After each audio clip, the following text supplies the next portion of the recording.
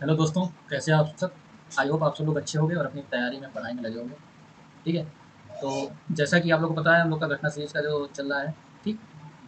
ये जो अगली वीडियो 25 वीडियो आप लोगों के लिए घटना चक्र के सीरीज का। अभी तक हमने जो है 3 चैप्टर घटना चक्र के कंप्लीट कर दिए हैं। भारतीय इतिहास से हम स्टार्ट किए हैं। ठीक है। हमने शुरू में यूरोपियों का आगमन देखा। ठीक। उसके बाद बंगाल जो बंगाल का आपका वो था, युद्ध था, प्लासी युद्ध। ठीक है। बक्सर का युद्ध, ये सब देखा हमने। उसके बाद हमने देखा क्षेत्रीय राज्य पंजाब और मैसूर थे उसके, और उसमें जो भी क्वेश्चन हमारे थे वो उससे रिलेटेड हमने क्वेश्चंस किए। ठीक है। जो प्रीवियस ईयर में पूछे हुए हैं आपके, यूपीपीएससी ले लीजिए, आप आर ले लीजिए, या अदर जितने भी वनडे एग्जाम है, आप वनडे कह रहे हैं, जितने भी आपके एग्जाम हैं आयोग के थ्रू, उन सभी से रिलेटेड क्वेश्चन हमने उसमें डिस्कस किया। ठीक। ये आपका अगला चैप्टर है। जो कि आप जानते हैं, अगर घटना चक्र आपने पढ़ा होगा तो अगला चैप्टर आपका गवर्नर और गवर्नर जनरल और वायसराय, इससे रिलेटेड क्वेश्चन है ये। ठीक है। तो चलिए स्टार्ट करते हैं। ठीक। उसके बाद आप लोग क्या है, पहले वीडियो को थोड़ा सा जब आप वीडियो देखिएगा तो वीडियो के क्वेश्चन को पहले पढ़िएगा।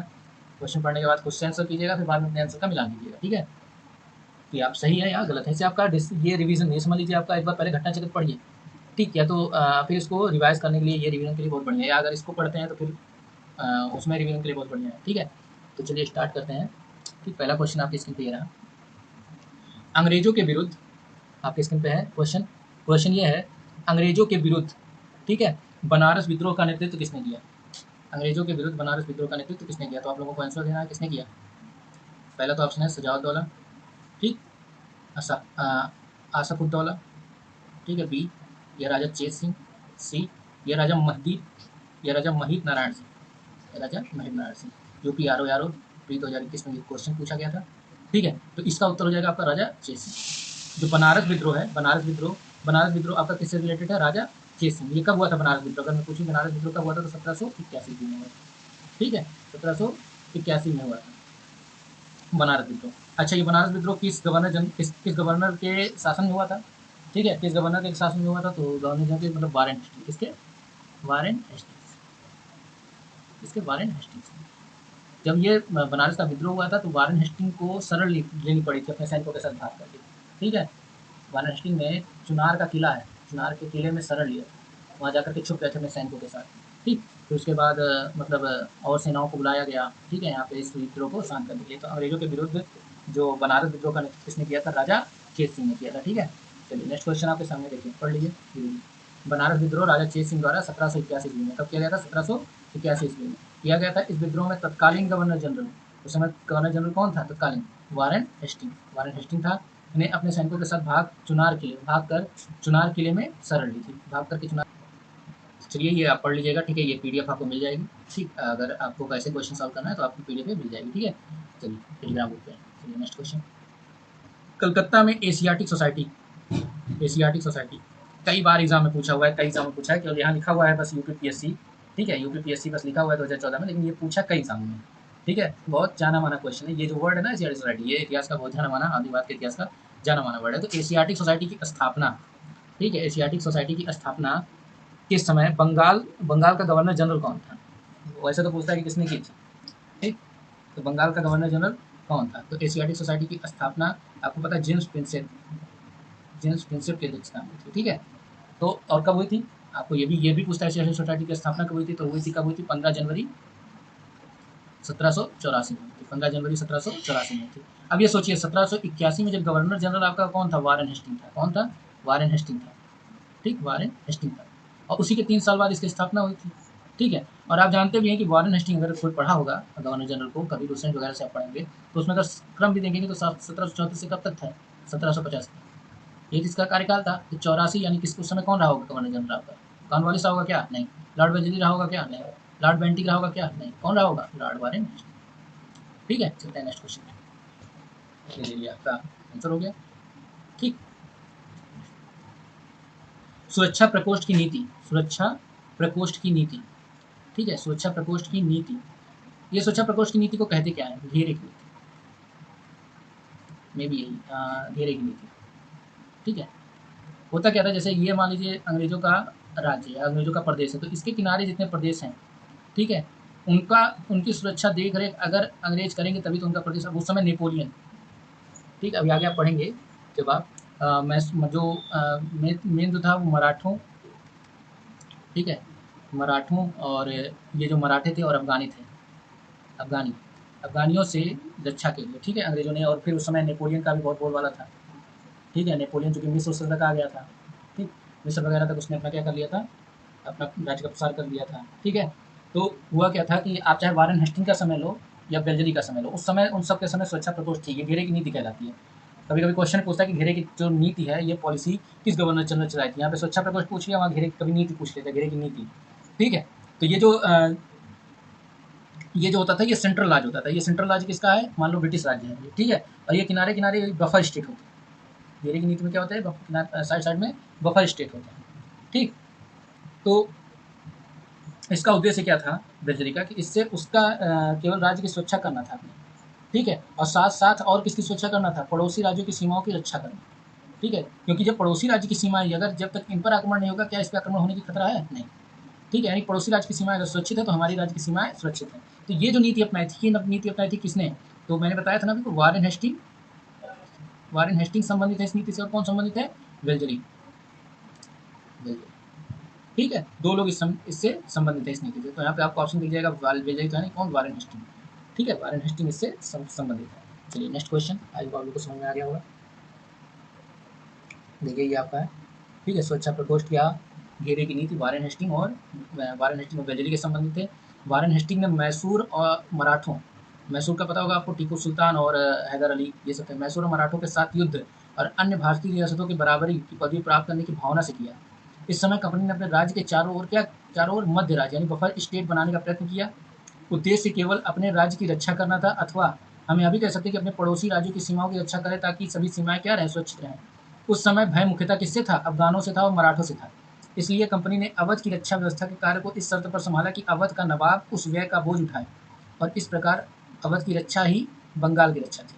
अब होता क्या था, जैसे अवध का नवाब है, ठीक है, ये अवध के नवाब की सीमा बनाते हैं, तो इस ये जो अंग्रेज इसको अपनी सेना देंगे, क्या देंगे, अंग्रेज इसको अपनी सेना देंगे, यानी इस तरह से वो उसको सुरक्षा देंगे। लेकिन उन सेनाओं का पूरा खर्चा कौन उठाएगा, अवध का नवाब उठाएगा। ये नीति थी, ठीक है। आपको पता है ये नीति सबसे पहले किसने चालू की थी, अगर आपने पढ़ा होगा, सबसे पहले ये नीति अपनाया था डुप्ले ने, जो एक फ्रांसीसी गवर्नर था, ठीक है, फ्रांसीसी गवर्नर था डुप्ले, उसने सबसे पहले ये नीति स्टार्ट की थी। इस नीति को आगे चल के नाम दिया गया सहायक संधि। क्या नाम दिया गया, सहायक संधि, अभी आगे पढ़ेंगे, क्वेश्चन से आएगा आगे, ठीक है। तो ये बेल्जली ने आने से कंपनी के भारतीय रियासतों के साथ संबंधों में परिवर्तन आया। बेल्जली का उद्देश्य भारतीय रियासतों को अपनी रक्षार्थ कंपनी पर निर्भर करने का बाध्य करना था। तो एक तरह से बेल्जली क्या था, सहायक संधि का मेन प्रणेता था, ठीक, मतलब मेन प्रणेता तो डुप्ले था, इसने वेरी किया था उसको अच्छे से, ठीक है, अंग्रेजों ने उसको अच्छे से वेरी किया था। उसने भारतीय रियासतों को अंग्रेजी राजनीतिक शक्ति और सैनिक रक्षा को घेरे में लाने का प्रयत्न किया, ठीक है। चलिए नेक्स्ट क्वेश्चन का समझ में आ गया होगा, चलते हैं। निम्नलिखित में से किसने बंगाल में द्वैध शासन, ठीक है, निम्नलिखित में से किसने बंगाल में द्वैध शासन को समाप्त किया, आपको ये बताना है, द्वैध शासन को समाप्त किया। एक चीज और, ये जो आपका है घेरे की नीति, ठीक है, घेरे की नीति। अब घेरा का मतलब क्या होता है, रिंग, रिंग फेंस, ठीक है, तो इसको रिंग फेंस की नीति भी कहते हैं, इससे और सुरक्षा प्रकोष्ठ भी कहते हैं, ठीक है। तो तीन नाम है, कंफ्यूज मत होइएगा कभी भी, अगर एग्जाम में बदल करके पूछ लिया कि कुछ अलग होता है, ठीक। ये सब, ये तीनों का तीनों किससे रिलेटेड है, ये तीनों के तीनों आपके वारेन हेस्टिंग से रिलेटेड है, ठीक है, वारेन हेस्टिंग से नीति है। अगला है, निम्नलिखित में से किसने बंगाल में द्वैध शासन प्रणाली को समाप्त किया। अच्छा, लागू कब किया गया था, तो आपको पता है 1765 में द्वैध शासन प्रणाली बंगाल में किसने लागू किया था, लॉर्ड क्लाइव। लॉर्ड क्लाइव ने 1765 में लागू किया। 1765 में लागू करने के बाद, ठीक है, 1765 में लागू करने के बाद 1772 में, उसके 7 साल बाद, 7 ईयर बाद, 1772 में जब वारेन हेस्टिंग बंगाल का गवर्नर जनरल बना, हेस्टिंग्स बंगाल का गवर्नर जनरल। अच्छा एक चीज देखो, ये था बंगाल का गवर्नर, ये बंगाल का गवर्नर था, क्या था, गवर्नर, ध्यान देना। और ये गवर्नर के साथ मैं एक वर्ड जोड़ रहा हूँ, जनरल, ठीक है, गवर्नर के साथ एक वर्ड जोड़ रहा हूँ, गवर्नर जनरल, दोनों में फर्क है, ठीक। बंगाल का प्रथम गवर्नर जनरल वारेन हेस्टिंग, ठीक है, और बंगाल का जो गवर्नर था वो कौन था, लॉर्ड क्लाइव, ठीक। तो ये कंफ्यूज मत होइएगा, ठीक है। कभी कभी बहुत लोग कंफ्यूज हो जाते हैं, गवर्नर जनरल, वायसराय, ठीक है, वायसराय तो फिर भी हटके हो गया, इसमें गवर्नर में बस एक बॉडी और एक नाम और जुड़ गया, जनरल, ठीक। तो ये जो हुआ था, ये 1773 का रेगुलेटिंग एक्ट आया था, रेगुलेटिंग एक्ट, जिसने बहुत ज़्यादा इम्पैक्ट छोड़ा है, ठीक है, जो भारतीय प्रशासन था उसने बहुत ज़्यादा इम्पैक्ट छोड़ा। तो यहाँ पे इसके बाद इसको बंगाल का गवर्नर जनरल कहा जाने लगा। तो लॉर्ड क्लाइव बंगाल का गवर्नर था, उसने बंगाल में द्वैध शासन की स्थापना की थी और वारेन हेस्टिंग ने बंगाल में द्वैध शासन समाप्त किया था। तो आंसर क्या हो जाएगा आपका? Warren Hasting. ठीक है, चलते हैं नेक्स्ट क्वेश्चन पे।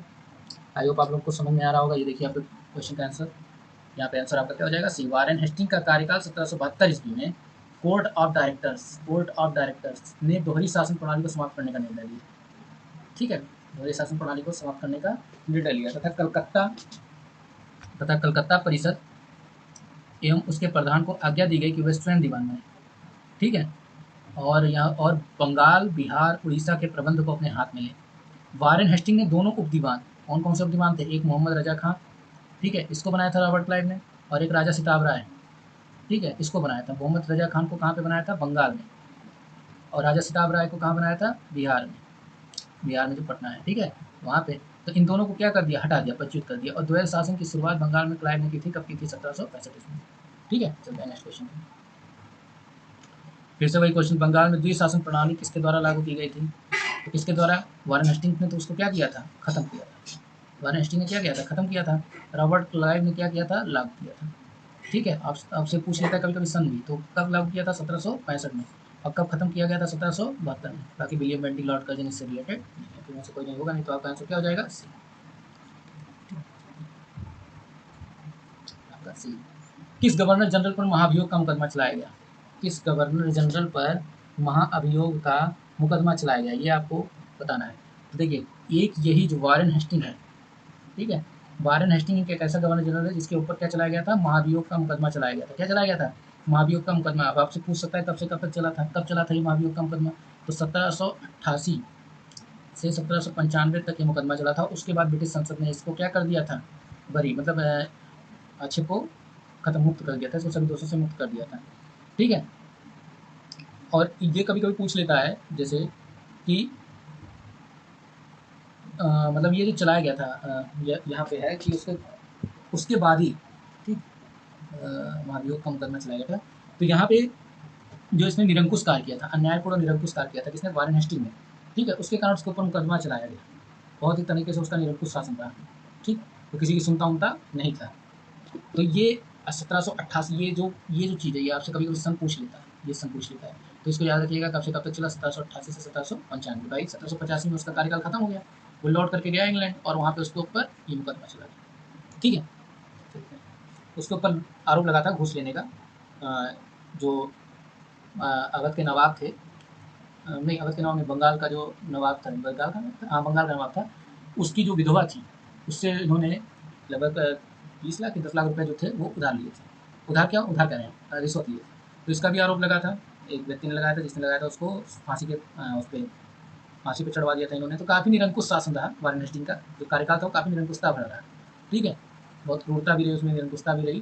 तो अन्यायपूर्ण कार्य बहुत हुए उसमें, निरंकुश कार्य बहुत हुए। तो 1788 से 1795 ईस्वी तक उसमें वो चला। ठीक है, उसके ऊपर महाभियोग चला। नेक्स्ट क्वेश्चन, निम्नलिखित में किस पर ब्रिटिश संसद में महाभियोग का मुकदमा चलाया गया? फिर से क्वेश्चन तो आपने किया है, किसने किया? वारेन हेस्टिंग को चलाया गया। भारत में न्यायिक संगठन, अब यहाँ से देखिए क्वेश्चन बढ़िया है, भारत में न्यायिक संगठन की स्थापना किसने की? भारत में न्यायिक संगठन की स्थापना किसने की? तो आप सभी को बताना, भारत में न्यायिक संगठन की स्थापना किसने की थी? तो आप सभी को पता है कि चाहे न्यायिक सुधार, क्या हो? न्यायिक सुधार, ठीक है, या प्रशासनिक सुधार, न्यायिक सुधार हो या प्रशासनिक सुधार हो, उसमें बहुत ज़्यादा नाम किसका आता है? लॉर्ड कॉर्नवालिस का। किसका आता है? लॉर्ड कॉर्नवालिस का। आप लोग परिचित भी होंगे कॉर्नवालिस संहिता, कॉर्नवालिस संहिता। ठीक है, कॉर्नवालिस जो लोग पढ़ेंगे वो कॉर्नवालिस संहिता से परिचित होंगे। ठीक है, कब ये लिखा गया? कॉर्नवालिस संहिता कब प्रकाशित? 1793 में। ठीक, इसी में आपका इसी कॉर्नवालिस, ये जो कॉर्नवालिस संहिता है, ये आपका किस पे आधारित है? ये है शक्तियों के पृथक्करण के सिद्धांत, शक्तियों के पृथक्करण के सिद्धांत। अगर जो जनवरी वगैरह का करंट अफेयर अगर पढ़ा होगा ढंग से, तो जनवरी वगैरह का जो करंट अफेयर है, उसमें केंद्र राज्य के बीच जो शक्तियों, केंद्र व राज्य के बीच जो शक्तियों का बंटवारा है, उस समय मुद्दा उठा था। तो ये शक्ति के पृथक्करण का सिद्धांत जो था, ये बहुत ज़्यादा चर्चा में रहा। ठीक है, केंद्र राज्य की जो शक्तियाँ, उनको बंटवारा जो हुआ, ये इसी के अधीन आता है। ठीक, तो ये काफ़ी चर्चा में रहा। तो आप एक बार देख लीजिएगा ढंग से उठा करके, एम लक्ष्मीकांत हो या अदर कोई बुक हो, क्या होता है शक्तियों का पृथक्करण, वरना मैं समझा दूंगा। ठीक है, शक्तियों के पृथक्करण का सिद्धांत कहता क्या है। बाकी यहाँ पे जो जानिए, लॉर्ड कॉर्नवालिस था, उसने कॉर्नवालिस संहिता थी 1793 में उसका प्रतिपादन किया। ठीक है, और जो किस पर आधारित थी, शक्तियों के पृथक्करण के सिद्धांत पर आधारित थी। ठीक, अब ये इसने न्यायिक संगठन की स्थापना की। न्यायिक संगठन की स्थापना करने का मतलब इसने दीवानी, दो तरह के न्यायालय चलाए, दीवानी न्यायालय चलाया, एक फौजदारी न्यायालय चलाया, फौजदारी न्यायालय चलाया। ठीक है, एक दीवानी न्यायालय चलाया इसने और एक फौजदारी न्यायालय चलाया। ठीक, और उनको श्रेणीबद्ध किया, मतलब क्रम में किया। ठीक है, इसका मतलब ये जो व्यवस्था थी आराम तो वारेन हेस्टिंग ने कर दिया था इसकी आराम तो वारेन हेस्टिंग ने की थी, लेकिन लॉर्ड कॉर्नवालिस ने उसकी क्या समझ लीजिए उसकी जो अपर बॉडी मतलब अपर पूरा स्ट्रक्चर है वो क्रिएट किया लॉर्ड कॉर्नवालिस ने। इसने तो केवल बेस नींव रखी थी। ठीक है, वारेन हेस्टिंग ने नींव रखी थी, लेकिन पूरा का पूरा जो मकान एक तरह से समझ लो कि स्ट्रक्चर क्रिएट किया है वो लॉर्ड कॉर्नवालिस ने किया है। ठीक है, तो ये बाकी सिविल सेवा का जनक, बाकी और सब में देखेंगे इन सब में भी लॉर्ड कॉर्नवालिस का नाम आता है। ठीक है, चलते हैं आगे क्वेश्चन में, ये आप था पढ़ लेंगे। ठीक है, 1793 कॉर्नवालिस था शक्तियों का पृथक्करण सिद्धांत। निम्नलिखित में से किस गवर्नर जनरल ने भारत की पसंदीदाबद्ध सिविल सेवा, आ गया अभी क्वेश्चन, सिविल सेवा covenanted civil services of India का सृजन किया, जो कालांतर में भारतीय सिविल सेवा, ठीक है, भारतीय सिविल सेवा के नाम से जानी जाती है। यही जो देखिए इसी का क्वेश्चन है, इसी से पूछा हुआ है। ठीक है, इसी का क्वेश्चन है और इसी से पूछा हुआ है, तो आपका आंसर क्या होना चाहिए, कॉर्नवालिस। क्या होगा आपका आंसर? भारतीय में भारत में जो सिविल सेवा का जनक है वो किसे कहा जाता है? वो कहा जाता है कॉर्नवालिस। ठीक है, कॉर्नवालिस को। ये दो चीज़ें बहुत कई बार एग्जाम में पूछा गया है। ठीक है, तो आप लोग ये सब पढ़ लीजिएगा। ठीक है, ये क्वेश्चन है, ये आपका पूरा डिस्क्राइब किया हुआ है। भारत की पसंदीदाबद्ध सिविल सेवा या लोक सेवा का सृजन कॉर्नवालिस द्वारा किया गया था। बंगाल का गवर्नर जनरल बनने के बाद कॉर्नवालिस ने प्रशासन को पुनर्गठित किया तथा राजस्व बोर्डों को भंग कर उसके संबंध में नए नियम बनाए तथा कंपनी के अधिकारियों को व्यक्तिगत व्यापार के संबंध में नए नियम बनाए। उसने क्या किया? कॉर्नवालिस कोड, कॉर्नवालिस कोड अभी आपने पढ़ा था, कॉर्नवालिस कोड, कॉर्नवालिस संहिता 1793 के माध्यम से दीवानी और न्यायिक क्षेत्रों में स्पष्ट विभाजन किया। ठीक है, दीवानी जो मामले होते थे और न्यायिक का मतलब फौजदारी मामले में स्पष्ट विभाजन किया, जिसे आगे चलकर भारतीय सिविल सेवा का जनक भी कहा, भारतीय सिविल सेवा का रूप लिख लिया। ठीक है, भारतीय सिविल सेवा का क्या दिया? रूप लिया। डीएम वगैरह यहीं से क्या हुए? क्रिएट हुए, जिसको जिलाधीश का बोला जाता था। ठीक है, जिलाधीश बोला जाता था। ठीक, चलते हैं आगे। भारतीय लोक सेवा का प्रवर्तन किया था तो कॉर्नवालिस के शासनकाल में। ठीक, इसमें तो ज़्यादा आपको सोचना नहीं है, इसने किया था कॉर्नवालिस ने। ठीक है, नेक्स्ट क्वेश्चन,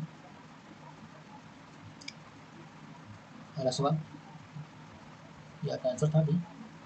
18वीं शताब्दी के उत्तरार्ध में किसे प्रायः कंपनी बहादुर की शानो शौकत का स्थानीय प्रतिनिधि कहा जाता था? 18वीं सदी के उत्तरार्ध में किसे प्रायः कंपनी बहादुर की शानो शौकत का स्थानीय प्रतिनिधि कहा जाता था? आपका ऑप्शन है कोतवाल, दूसरा ऑप्शन है दरोगा, तीसरा ऑप्शन है अमला और चौथा ऑप्शन है जमींदार। ठीक है, ये आपका ऑप्शन है, आपको बताना है, इसका आंसर करिए जल्दी। तो देखिए जो 1793 कॉर्नवालिस कोड आया था, क्या आया था? Cornwallis code. उसमें जो कॉर्नवालिस ने परिवर्तन किया लोगों में, मतलब प्रशासन में जो परिवर्तन किया, उसमें क्या किया गया कि जमींदार जो थे वो पहले पुलिस जो पुलिसिंग कार्य होता है ना आज के समय पुलिस कार्य, वो भी वो करते थे। तो जमींदार जो उनके पुलिस कार्य थे, ठीक है, वो क्या किया लॉर्ड कॉर्नवालिस ने कि हर कुछ दूरी पे, कुछ मील की दूरी पे, लगभग समझ लो 20 मील या 40 मील 50 मील की दूरी पे, 40 मील की दूरी पे, ठीक है, 20 मील 40 मील की दूरी पे एक थाना स्थापित करवाया, एक थाना क्षेत्र स्थापित कराया। और उस थाने क्षेत्र में जो मुख्य अधिकारी जो होता था उसका नाम रखा दरोगा। क्या नाम रखा? दरोगा। ठीक है, अब दरोगा, अब यहाँ पे देखो क्या है कि दरोगा की जो नियुक्ति होती थी, ठीक, दरोगा की जो नियुक्ति होती थी वहाँ से एक उसके ऊपर जो बॉडी होती थी वो मजिस्ट्रेट करता था। कौन करता था? मजिस्ट्रेट करता था। ठीक है, तो जो उस समय के जो किसान थे, भाई किसान थे उस समय के जो किसान थे, तो मान लो लगान वगैरह जो किसान नहीं देते तो किसान क्या करता था? ये जो दरोगा है, आप देखेंगे अगर पुरानी मूवी देखोगे तो दरोगा कैसे चलता था? घोड़े पे बैठ के तन के चल रहा है। ठीक है, तो थाने का जो दरोगा होता था, अगर आप पुराने मूवी देखेंगे, लगान वगैरह मूवी देखेंगे तो उसमें आपने देखा होगा। तो यहाँ पे देखिए ये जो दरोगा होता था ये कंपनी बहादुर की शानो शौकत का स्थानीय प्रतिनिधि माना जाता था। ठीक है, ये दिखाता था कि कंपनी की शान क्या है, कंपनी में जो रहने वाले अधिकारी हैं उनकी शानो शौकत कैसी है। ठीक है, एक तरह से ये समझ लीजिए एक सिंबल था, सिंपल रिप्रेजेंट करता था। तो ये भारतीय किसानों ने कहा, तो किसको कहा था? आपका आंसर यहाँ पे क्या हो जाएगा? दरोगा। ठीक है, ये क्वेश्चन पूछा देखिए यूपी आर ओ ये 2021 में। ठीक, जो आपका क्वेश्चन है, जो आपका आने वाला है आर का एग्जाम। ठीक है, चलिए नेक्स्ट क्वेश्चन ये आप पढ़ लीजिएगा जो भी है। चलिए, लॉर्ड कॉर्नवालिस की कब्रगाह कहाँ है? लॉर्ड कॉर्नवालिस की कब्रगाह कहाँ है? तो आपको लॉर्ड कॉर्नवालिस का कार्यकाल देखिए क्या है। लॉर्ड कॉर्नवालिस सबसे पहले जब उसका कार्यकाल था जो लॉर्ड कॉर्नवालिस का, वो 1786, ठीक है, से 1793, 1786 से 1793, लगभग 7 साल का उसका कार्यकाल था। और इस 7 साल के कार्यकाल के बाद जब वो रिटायर होता है तो उसके बाद वो 30 जुलाई 1805 से लेकर के और 5 अक्टूबर 1805 तक फिर अपना एक और कार्यकाल ग्रहण करता है, ठीक है, गवर्नर जनरल का। ठीक, और एक बात और जान लीजिए, ये जो लॉर्ड कॉर्नवालिस था, लॉर्ड कॉर्नवालिस, आप इसको किस किस चीज़ के लिए जान गए? कॉर्नवालिस कोड के लिए जान गए, कॉर्नवालिस कोड के लिए जान गए, ठीक है, 1793। फिर आपने इसको जाना सिविल सेवा का जनक, सिविल सेवा का जनक। फिर आप इसको एक तरह से कह सकते हैं पुलिस विभाग का भी एक तरह से क्या था, या पुलिस कार्य का भी एक तरह से जनक हुआ भाई, इसने तो पुलिस की कार्य चालू की, पुलिस की जो प्रणाली थी वो चालू की, ठीक है, इस तरह से इसको भी जान सकते हैं। फिर इसको एक काम और इसको एक चीज़ के लिए और जाना जाता है, इसने एक व्यवस्था चालू की थी, ठीक है, इसने एक व्यवस्था चालू की थी जिसको कहते थे इस्तेमारी व्यवस्था, इस्तेमारी व्यवस्था। और इसी का एक और नाम, अन्य नाम था स्थायी बंदोबस्त, स्थायी बंदोबस्त, बस स्थायी बंदोबस्त। इन सब का ये प्रवर्तक था, इन सब का प्रवर्तक कौन था? लॉर्ड कॉर्नवालिस था, ठीक है। इतना सारा कार्य करके, ठीक, इसने भारतीय प्रशासन में बहुत महत्वपूर्ण काम किया, ये सारे कार्य करके आज भी वो देखने को मिलते हैं आपको, ठीक है। और 5 अक्टूबर 1805 को, अब समझ में आया इसका कार्यकाल क्यों 1805 में खत्म हो गया। 5 अक्टूबर 1805 को गाजीपुर में, उत्तर प्रदेश में जो पड़ता है, गाजीपुर उत्तर प्रदेश, ठीक है, उत्तर प्रदेश में पड़ता है, वहाँ पे इसकी मृत्यु हो गई और यही उसका क्या बनाया गया? कब्र बनाया गया, यहीं पर उसका कब्र बनाया गया, ठीक है। चलते हैं नेक्स्ट क्वेश्चन, बात पढ़ लीजिएगा। लॉर्ड वेल्जरी द्वारा लागू की गई सहायक संधि के बारे में निम्नलिखित में से कौन सा कथन लागू नहीं होता है? ठीक, लॉर्ड वेल्जरी द्वारा लागू की गई सहायक संधि व्यवस्था के बारे में निम्नलिखित में से कौन सा कथन लागू नहीं होता है? पहला ऑप्शन आपके पास, दूसरों के खर्च पे एक बड़ी सेनाएं बनाए रखना, दूसरों के खर्च पे एक बड़ी सेनाएं बनाए रखना। तो भाई ये तो बात लॉर्ड वेल्जरी ने, ये तो आपने घेरे की नीति में भी पढ़ा। फिर लॉर्ड वेल्जरी ने चालू किया था सहायक संधि, मेन तो ये इसी का है, सहायक संधि का। तो आपका आंसर हो जाएगा क्या? ये तो सही, मतलब आपका आंसर अभी नहीं, ये तो आपके लिए क्या हो जाएगा? सही हो जाएगा, ये लागू किया गया था, ठीक है। फिर दूसरा, भारत को नेपोलियन के खतरे से सुरक्षित रखना। तो भाई घेरे की नीति इसलिए तो चलाई गई थी, रिंग फेस नीति इसीलिए चालू की गई थी, ठीक है, सहायक संधि भी इसीलिए चालू की गई थी, ठीक। तो ये क्या हो जाएगा आपका? भारत को नेपोलियन खतरे से सुरक्षित रखना। अब देखिए, कंपनी के लिए एक नियत आय का प्रबंध करना, तो एक नियत आय कोई नहीं थी कंपनी के लिए, यहाँ कंपनी की नियत आय से कोई मतलब नहीं था कि आपको कंपनी के लिए नियत आय रखनी चाहिए। ये वाला ऑप्शन आपका क्या हो जाएगा? गलत हो जाएगा। अगला है भारतीय रियासतों के ऊपर ब्रिटिश सर्वोच्चता। तो भाई जब आप ये बताओ, किसी देश को आप अपनी सेना, मतलब किसी राज्य को आप अपनी सेना दे करके, या किसी, मान लीजिए आज के परिप्रेक्ष्य में देखें, आपने अपनी सेना किसी देश को उसकी रक्षा करने के लिए दी, जैसे भारतीय सेना है, अब भारतीय सेना मान लीजिए चल जाती है और वो ताइवान की रक्षा करती है, ठीक है, ताइवान। तो इसका मतलब क्या दिखाता है कि भारतीय सेना जो है, ठीक है, भारतीय सेना जो है वो इतनी ज़्यादा सक्षम है कि वो अदर कंट्री, अपनी कंट्री की तो कर ही कर रही है, वो अदर कंट्री की भी रक्षा कर सकती है, अदर कंट्री के लिए भी फाइट ले सकती है। तो जब ये चीज़ें आप घेरे की नीति में दिख रहा था, सहायक संधि में ये चीज़ें आपको दिख रही थी कि अंग्रेज अपनी सेना रखते थे राजा की सुरक्षा के लिए, राजा उनका खर्च उठाता था, ठीक है। तो ये जो नीति थी ये सही थी, ये सर्वोच्चता स्थापित करती थी, ब्रिटिश सर्वोच्चता। तो ये भी आपका सही है, यानी कौन सा ऑप्शन गलत हो जाएगा? सी ऑप्शन आपका क्या है? गलत है। ये क्वेश्चन पूछा हुआ है IAS में, प्री में आया था 2018, ठीक है। चलते हैं नेक्स्ट क्वेश्चन। ये आपका जो पूरा, देखिए, नेपोलियन का भाई का था, ठीक है, नेपोलियन का भाई था उस समय। तो कई जो राज्य के जो शासक थे वो घबराए हुए थे, मैं कह रहा हूँ ना, मिस्र और यूरोप, मिस्र तक उसका पूरा बढ़ता हुआ चला आया था, मिस्र सीरिया को विजिट कर लिया था उसने, ठीक है। तो ये सारा है। जब आप स्पेक्ट्रम पढ़ेंगे, स्पेक्ट्रम, देखिए सबसे मज़ा इतिहास पढ़ने का क्या है ना, मैं बताता हूँ, आप एक बार स्पेक्ट्रम को कम से कम 2 बार रीड कर, स्पेक्ट्रम को 2 बार रीड कर लो, और फिर इसी घटना चक्र को जब आप उठाओगे ना, PYQ, ये सारे PYQ है, ये जो घटना चक्र को आप उठाओगे ना, तो आपके दिमाग में खुद बनने लगेगा कि हाँ, मैंने ये तो पढ़ा था स्पेक्ट्रम से, और ये सारे क्वेश्चन पूछेगा, इसमें ऐसे क्वेश्चन और भी पूछे जा सकते हैं जो मैंने पढ़ा है, ठीक है। तो कोशिश कीजिए कि आप एक बार स्पेक्ट्रम भी पढ़ लीजिए, अगर आपको ब्रीफ, जैसे UPSC देना है या UPPCS देना है, UPSC के लिए तो भाई पढ़ना ही पड़ेगा, UPPCS के लिए पढ़ना, लेकिन RO हो गया, APS हो गया, इलाहाबाद हाई कोर्ट RO हो गया, तो इन सब की तैयारी अगर आप करना चाहते हैं कि बढ़िया तरीके से किया जाए, एक अच्छे लेवल पे हमारा सिलेक्शन हो, तो ये सारी चीज़ें भी आप करें, ठीक है। चलते हैं नेक्स्ट क्वेश्चन। लॉर्ड वेलेस्ली की सहायक संधि को स्वीकार करने वाला पहला मराठा सरदार कौन था? तो ऑप्शन आपके पास है पेशवा बाजीराव द्वितीय, दूसरा ऑप्शन है रघुजी भोसले, तीसरा ऑप्शन है दौलत राव सिंधिया और चौथा ऑप्शन है उपयुक्त में से कोई नहीं। ठीक, उपयुक्त में से कोई नहीं। तो यहाँ देखिए ये जो लॉर्ड वेलेस्ली है इसने सहायक संधि स्टार्ट की थी। अब उसको स्वीकार करने वाला पहला मराठा सरदार कौन बना? तो ये था आपका पेशवा बाजीराव द्वितीय। ये कौन था? पेशवा बाजीराव द्वितीय। बाजीराव द्वितीय के बाद यहाँ लगता है सिंधिया। ठीक है, बाजीराव द्वितीय सिंधिया।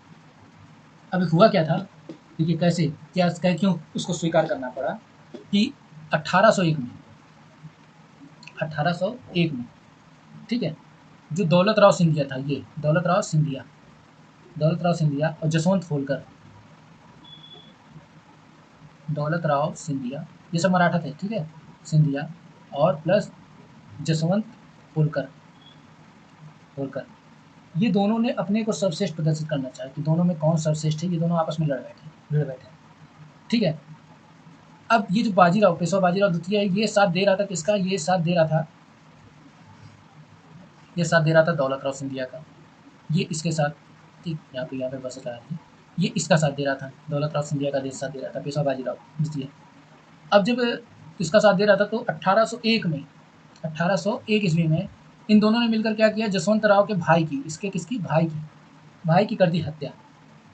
अब भाई की हत्या की तो भाई, दूसरा भाई तो गुस्सा होगा ही, इसने गुस्सा आया और ये ऊना, जिसने क्या किया? ऊना पर आक्रमण कर पेशवा और सिंधिया की संयुक्त सेना जो थी उसको परास्त कर दिया। बाजीराव द्वितीय ने भाग करके कहाँ पे शरण ली? बसीन में शरण ली।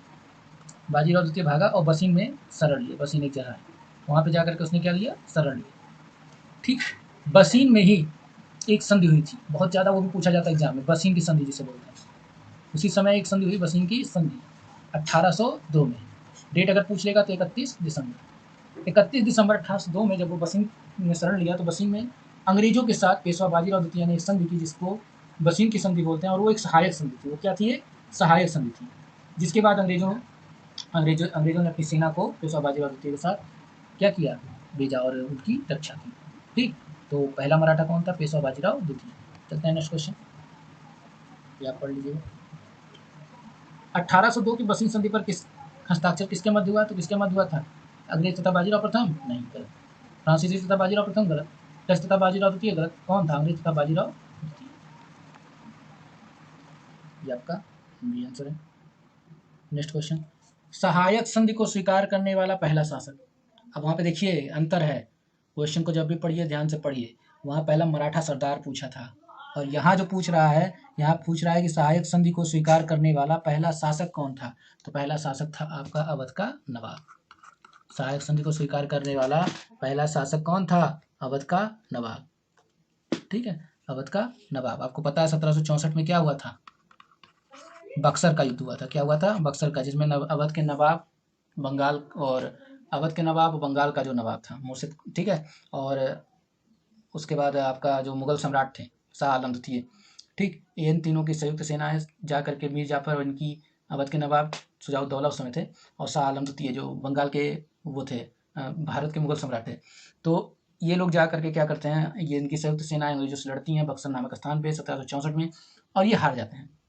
ठीक है, उसके बाद 1765 ईस्वी में लॉर्ड वेल्जरी ये क्या करता है, इनके साथ क्या करता है? सहायक संधि कर लेता है। किसके साथ? अवध के नवाब के साथ। ठीक है, और एक वो निश्चित धन के बदले उनकी सीमाओं की रक्षा का वचन देता है। ठीक, अब कैसे करते हैं देखो, ये एक रेजिडेंट भी रखते हैं लखनऊ में। अवध के जो नवाब हैं, अवध के नवाब के लखनऊ में एक अपना ये रेजिडेंट भी रखते हैं। ठीक है, तो यहाँ से अगर पहला शासक पूछ लिया तो पहला शासक कौन थे? अवध के नवाब। पहला मराठा सरदार पूछ लिया जिसने सहायक संधि स्वीकार की, तो आप क्या आंसर देंगे? वहाँ पे देंगे आप पेशवा बाजीराव द्वितीय। नेक्स्ट क्वेश्चन, सहायक संधि को किसके काल में क्रियान्वित किया गया? देखिए आप फिर से वही, किसके काल में किया गया? लॉर्ड वेल्जरी के काल में किया गया। ठीक है, नेक्स्ट क्वेश्चन, निम्न में सहायक संधि स्वीकार नहीं की थी, ये आपको बताना है। निम्न में सहायक संधि किसने स्वीकार नहीं की थी इन सब में? ठीक है, तो चलिए सहायक संधि के बारे में जान लें कि कौन कौन सबसे पहले स्वीकार किया था। तो सबसे पहले सहायक संधि को स्वीकार किया था हैदराबाद में। ठीक है, कब किया था? 1798 और 1800। फिर उसके बाद स्वीकार किया था मैसूर ने 1799 में सेकंड नंबर पर। उस इन दोनों के बाद फिर आया था तंजौर आया था। तंजौर ने 1799 में स्वीकार किया था। फिर आया था आपका अवध। अवध ने 1801 में स्वीकार किया था। अवध ने 1801 में स्वीकार किया था सहायक संधि। ठीक है। फिर पेशवा कहेंगे तो मराठा। ठीक है, उन्होंने 1802 में किया था। आप बसिंग की संधि पढ़े होंगे। ठीक, बसिंग की संधि पढ़े होंगे। उसके बाद ये जो अवध वाला था, ये आप इलाहाबाद की संधि पढ़े होंगे। इलाहाबाद की संधि, ठीक है, उसके अकॉर्डिंग हुआ था। और यहाँ पे जब आप उसके बाद आएंगे बरार के भोंसले, इन्होंने भी सहायक संधि पर हस्ताक्षर की थी 1803 में। ठीक है। और 1804 में सिंधिया ने 1804 में। इंदौर के जो होलकर थे, उन्होंने 1818 में किया था। ठीक। और उसके बाद जोधपुर, जयपुर, मछली, बूंदी तथा और कई जो इलाके थे उन्होंने भी किया था। तो इन चारों में ये जो क्वेश्चन था आपका यूपी से स्पेशल मेंस में पूछा हुआ था, इसमें तो ये चारों ने स्वीकार किया था। तो यहाँ से ये क्वेश्चन गलत हो गया था वहाँ पे। ठीक है, इसका आंसर सबको मिला था, इसका नंबर सबको मिला हुआ था जिसने भी इस क्वेश्चन को टैकल किया था।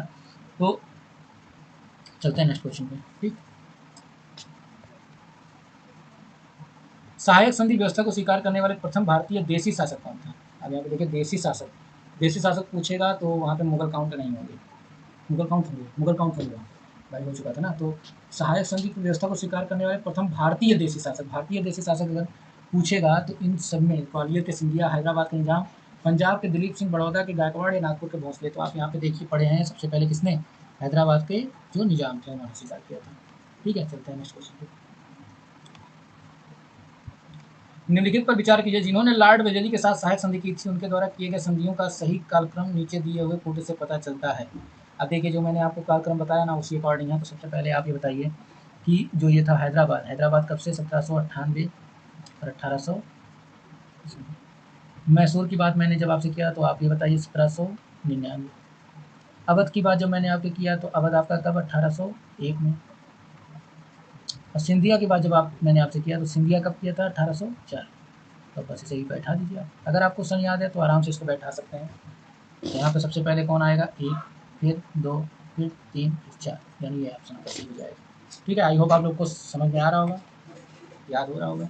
ठीक, चलते हैं नेक्स्ट क्वेश्चन पे। भारतीय राज्यों पर अंग्रेजी प्रभुत्व स्थापित करने के लिए किसने प्रशासन में सहायक संधि, ठीक है, किसने प्रशासन में सहायक संधि प्रणाली का सूत्रपात किया?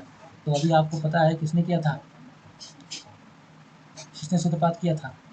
भारतीय राज्यों पर अंग्रेजी प्रभुत्व स्थापित करने के लिए किसने सहायक संधि प्रणाली की शुरुआत की? किसने की थी? लॉर्ड वेलेस्ली ने की थी। ठीक है, next question. East India company का राजपूत राज्यों से सहायक संधि करने का मुख्य उद्देश्य क्या था? ईस्ट इंडिया कंपनी का राजपूत राज्यों से सहायक संधि करने का मुख्य उद्देश्य क्या था? पहला, शत्रुओं के विरुद्ध सैनिक सहायता प्राप्त करना। ठीक है, शत्रुओं के विरुद्ध सैनिक सहायता प्राप्त करना, तो ये तो गलत है। ठीक है। दूसरा, मराठा पिंडारी आक्रमण से इन राज्यों की रक्षा करना, ये भी गलत है। खिराज के रूप में धन प्राप्त करना, ये भी गलत है। अंग्रेजों की प्रभुसत्ता स्थापित करना, ये सही। ठीक है, अंग्रेजों की प्रभुसत्ता दिखाती थी कि आप हमारे सेना के बल पे क्या कर रहे हो, अपना दमखम अपना राज्य चला रहे हो। ये अंग्रेजों का प्रभुसत्ता दिखाता था। ठीक, निम्नलिखित में से कौन सा सही सुमेलित है? चलिए, बक्सर का युद्ध 1764 सही है कि गलत? 1764 सही है। सहायक संधि 1863 सही है कि गलत? जल्दी बताइए आप सब लोग, सही है कि गलत? सहायक संधि 1863, 1863 था क्या सहायक संधि प्रणाली? नहीं, क्या था? 1758। क्या था? 1700। ठीक है, 1758। भारत में ब्रिटिश ईस्ट इंडिया कंपनी का आया क्या? 1835 का चार्टर। ब्रिटिश नागरिकों और कंपनियों के लिए भारत में व्यापार खोला गया 1813।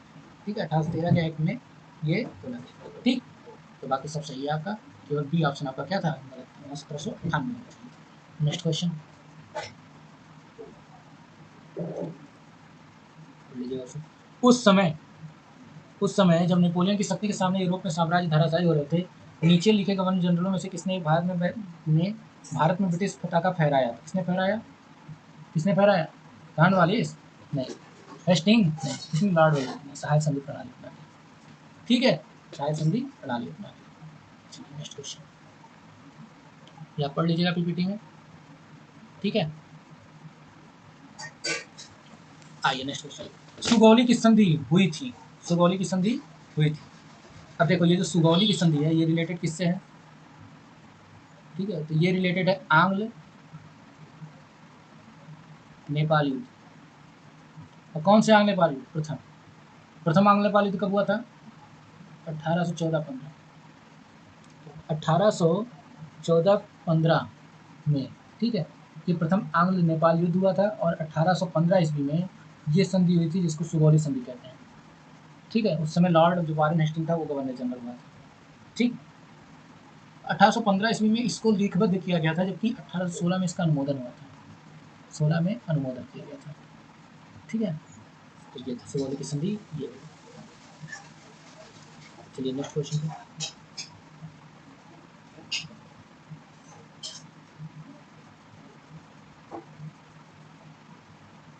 आपको बताना है निम्नलिखित में से कौन सा युग्म सही सुमेलित नहीं है?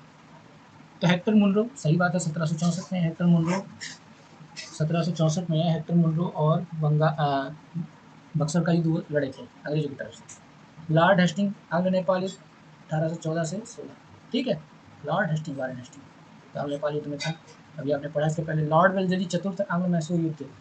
तो ये क्या है आपका? चतुर्थ आंग्ल मैसूर युद्ध क्या लॉर्ड वेल्जरी लड़ा था? तो ये भी आपका क्या है? सही है, इसने चौथा आंग्ल नेपाल युद्ध लड़ा था। इसने लॉर्ड वेल्जरी ने।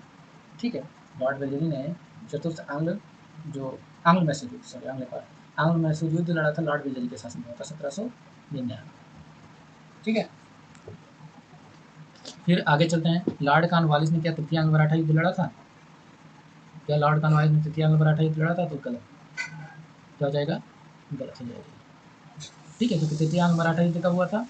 1817 से 1800 ईस्वी, 1818 ईस्वी। ठीक, तो ये आपका सन हो जाएगा तृतीयांग मराठा युद्ध का। लॉर्ड कॉर्नवालिस उस समय नहीं था।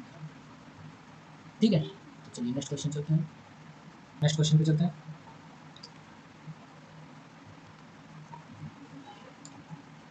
ये आपका आंसर रहा सारा। ठीक है, तृतीयांग मराठा युद्ध कब हुआ था?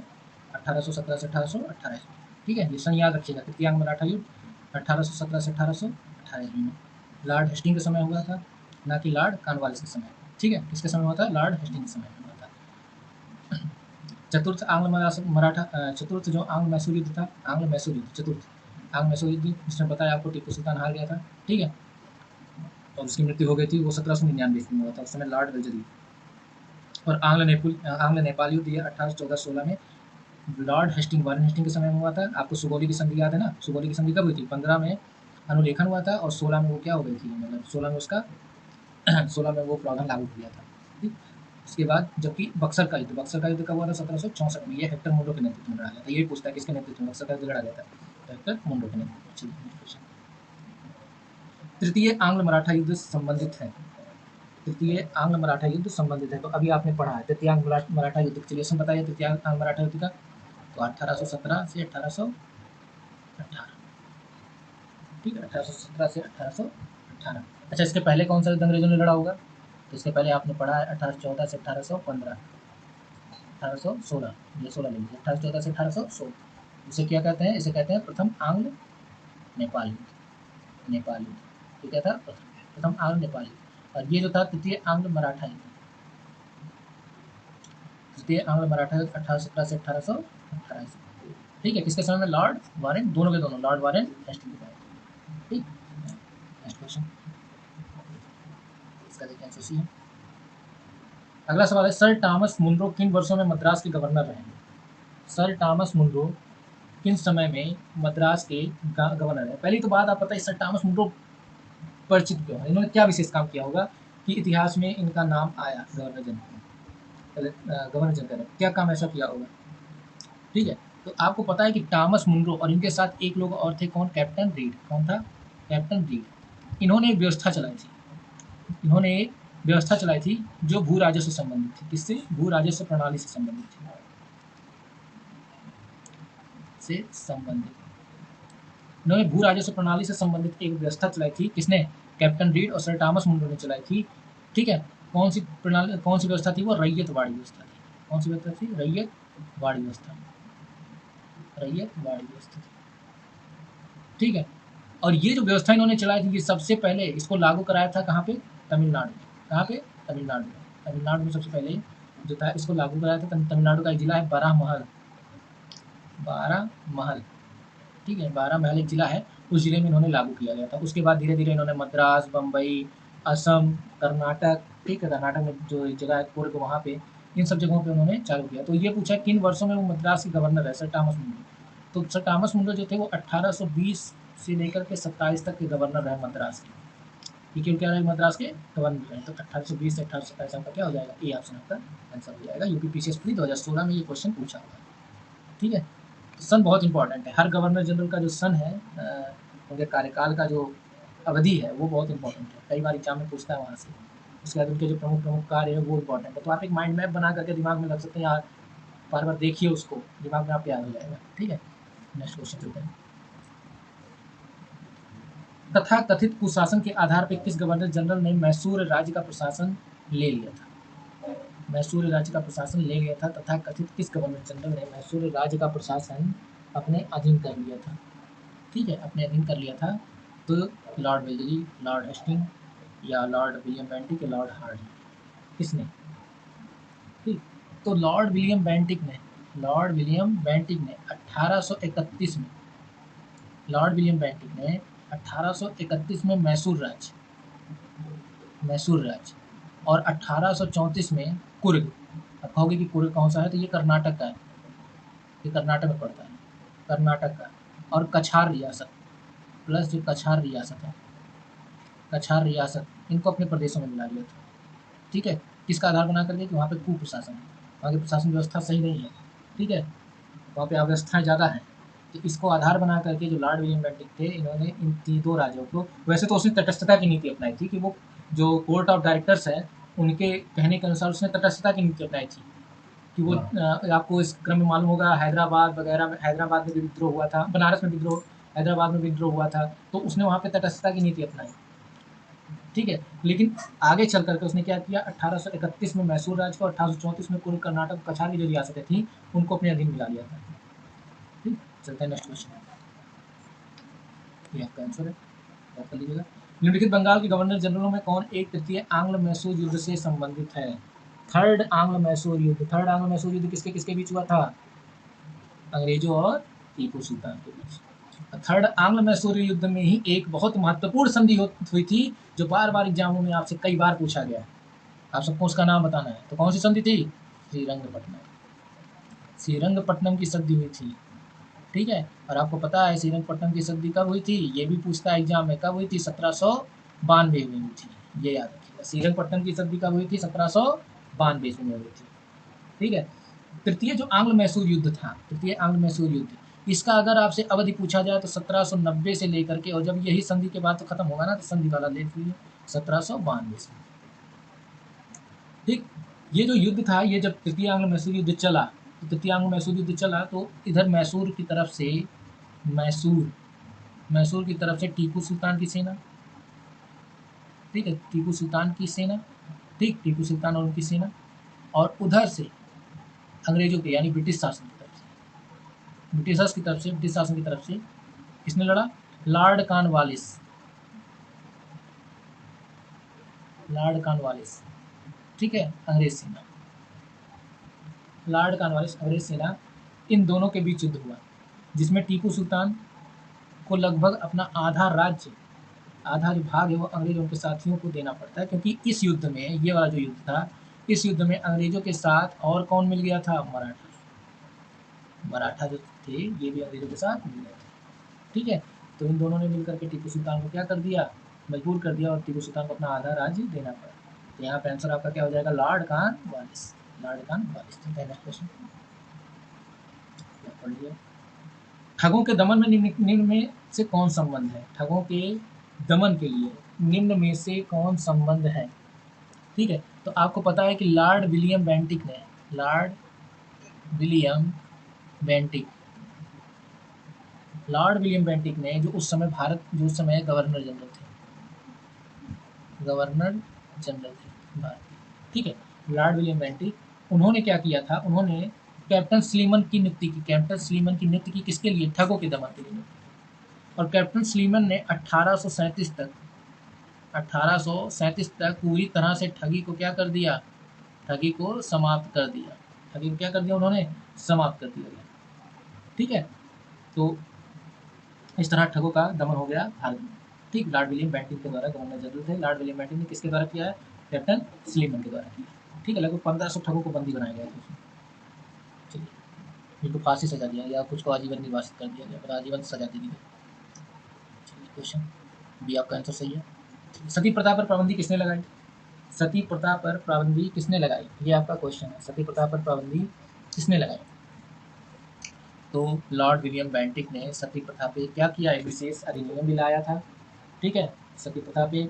साथ ही साथ लॉर्ड विलियम बेंटिक ने बहुत प्रशासनिक काम, मतलब सामाजिक सुधार बहुत किए थे। सामाजिक सुधारों में क्या क्या किया था कि जो दासता थी, पहले दासता सिस्टम थी, दास प्रथा थी, दासता को भारत में पूरी तरह से उन्होंने खत्म कर दिया था।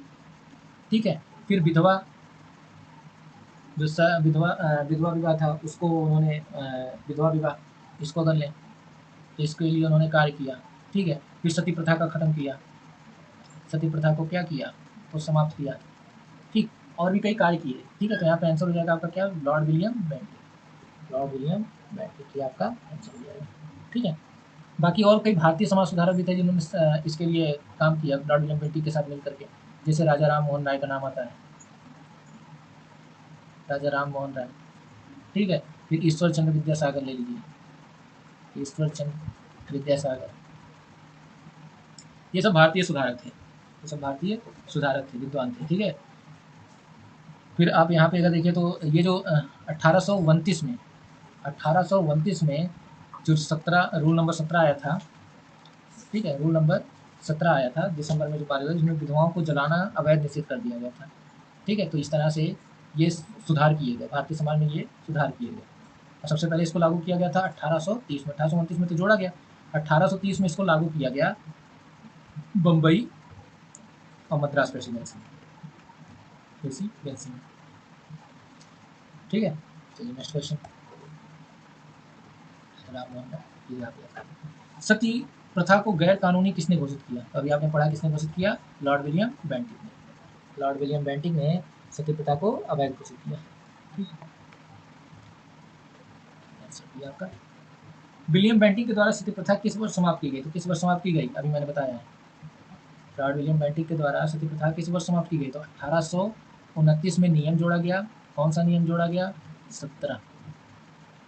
इसके अनुसार सती प्रथा मतलब विधवाओं का जलना क्या किया गया? अवैध घोषित किया गया। तो ये 1829 में किया गया और 1830 में इसके बाद ये मद्रास बम्बई और जगह पे लागू की गई। ठीक है, नेक्स्ट क्वेश्चन।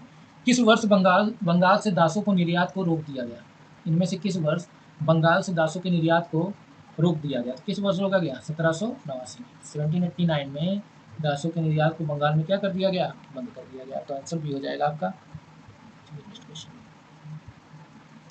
नेक्स्ट क्वेश्चन है, लॉर्ड डलहौजी द्वारा अवध का अंग्रेजी राज्य में विलय निम्न में से किस रीति से हुआ? तो आपको पता है लॉर्ड डलहौजी ने डॉक्ट्रिन ऑफ लैप्स चलाया था, यानी अपहरण की नीति चलाया था। क्या चलाया था? अपहरण की नीति या डॉक्ट्रिन ऑफ लैप्स, अपहरण की नीति, ये क्या चाहता? कुप्रशासन की। ठीक है, डॉक्ट्रिन ऑफ लैप्स, व्यक्तिगत कसम। ठीक है, ये चलाया था लॉर्ड डलहौजी ने। तो इसके द्वारा लॉर्ड डलहौजी द्वारा अवध का अंग्रेजी राज्य में विलय, एक टाइम ऐसा था कि अवध के ऊपर कुप्रशासन का आरोप लगा था।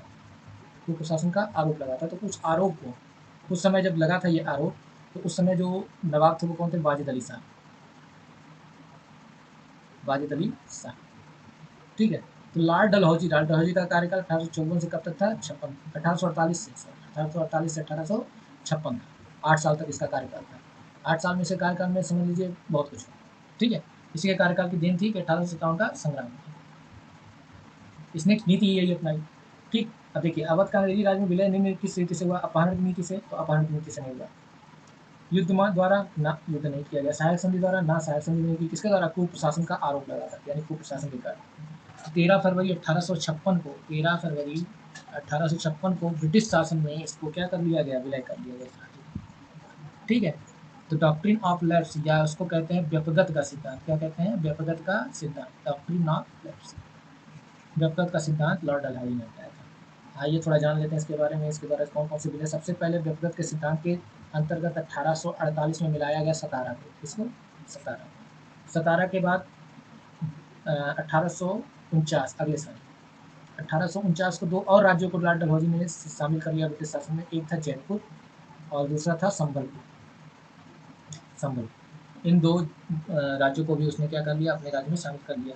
फिर 1850 में बघात को, और 1852 में उदयपुर को, राजस्थान उदयपुर। ठीक है, और 1854 में सबसे महत्वपूर्ण, 1854 में झांसी। फिर नागपुर को, झांसी और नागपुर को भी 1854। फिर 1855 में करौली। ये जो सब है, इन सबको लॉर्ड डलहौजी ने व्यक्तिगत सिद्धांत के अंतर्गत कुप्रशासन के अंतर्गत, ठीक है, इन्होंने क्या कर लिया? अपने ब्रिटिश शासन में मिला लिया। ठीक, तो आई होप आप लोग को समझ में आ गया होगा। चलिए फिर से एक बार रट लेते हैं। देखिए, सतारा को 1848 में, जयपुर संबलपुर को 1849 में, बघात को 1850 में, उदयपुर को 1852 में, झांसी नागपुर को 1854 में, और करौली को 1855। ठीक है, बघात रियासत का ब्रिटिश में विलय कब हुआ? तो अभी आपने पढ़ा बघात रियासत का ब्रिटिश में विलय कब हुआ, तो आपने अभी को पढ़ा कब हुआ? 1850 बी ऑप्शन आपका। ठीक है, तो आज के लिए